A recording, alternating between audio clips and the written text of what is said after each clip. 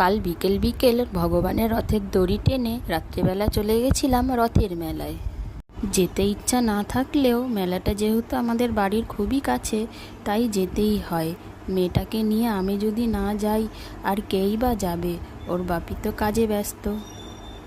রথের সময় বৃষ্টি হয় সে তো আমরা সকলেই জানি, আর বৃষ্টি মানেই কাদা।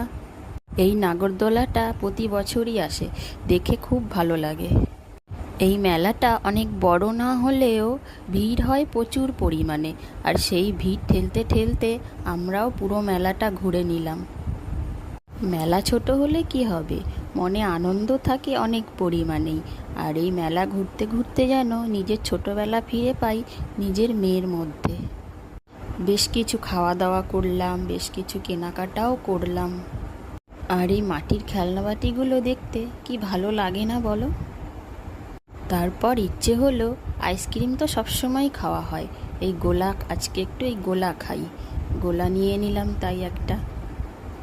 ভিড়ের মধ্যে মেলা ঘুরতে ঘুরতে প্রচণ্ড গরম লেগে গেছিলো, আর তাই এই ঠান্ডা ঠান্ডা বরফ গোলা খেতে খেতে বাড়ির দিকে রওনা দিলাম। মেলা ঘুরতে তোমাদের কার কেমন লাগে জানিও কিন্তু। টাটা।